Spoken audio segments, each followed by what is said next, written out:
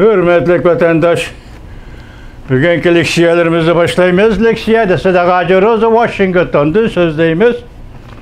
Bugünkü islağa 2021 yıl 8. ayının 27. gün.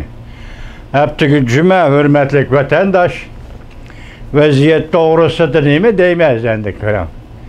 Afganistan degende bir aynesi. Uruş bulup otkan 20 yıl uruş bolgan rayın go. Tünigellaten biz tilek tili dokmuş. Hiç yol bilen bu işlerinde.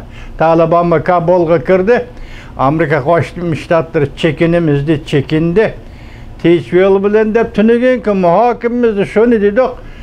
Biz kaytıp kirgendik ella Afganistan'dı yani bir aeroport sırtıda partlaş yüzbedi bu ne? Ay sesla. Yani İslam devleti biz kıldık da pöddüge aldı. Demek tinç yol ile çekiniş ki Amerika armiyasının tinç yol ile çekinişi ki ruhsat kılmadı. Yaki hatırcamlık bərmedi degen gep, ruhsat kılmadı emas, hatırcamlık bərmedi degen gep. Bunun nispeten Prezident Biden hükümeti ve Prezident Biden özü bayanat elan kıldı. Endilikki vakala endi aldığımızda kandak terakki kıldı. Çünkü Prezident Joe Biden öç alımız dedi, bu hak. Biz kollayımız Prezident Biden, Joe Biden hükümetini vatandaş müşkül değil. Vaziyet anışı bugünkü tuyuksuz yüzberge vaziyet. Endi tüvendi silahı sözleydik leksiyalarımız var. Onu birbirle vatandaşlara tapşırımız. Mavzumundak. Amerika Qo'shma Shtatlar prezidenti Joe Biden Kabul aeroportida hujum qilish delosini paydo qilgan terroristlarni tutish to'g'risida qasam qildi. Mavzuda xabar 8 ayning 27 kuni Amerika ovozining Xitoy tili programmasi e'lon qilindi. Xabar bunday boshlandi. Oqsaroy.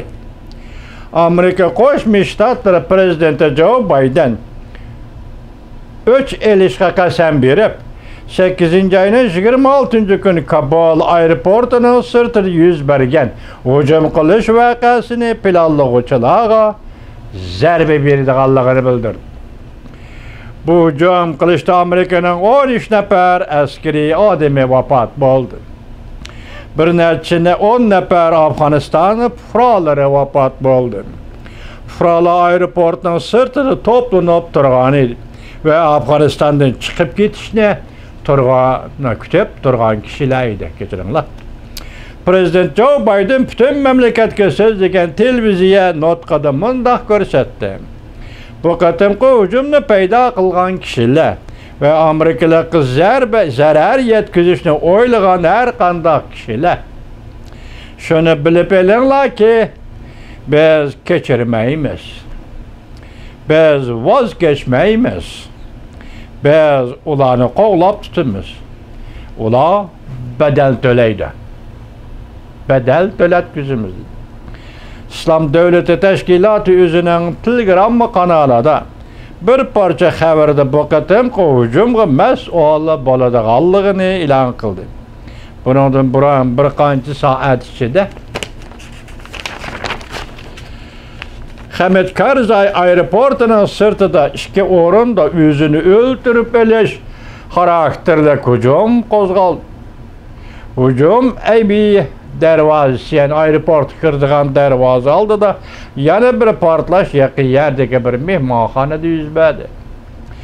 Xabardagi asoslangan hujum qilishni planlovchilar Islom Davlati Xorason o'lkasi teşkilatı değildikken bu teşkilat İslam Devleti Teşkilatı'nın bu yerdeki şöbe teşkilatı bulup hesaplanır.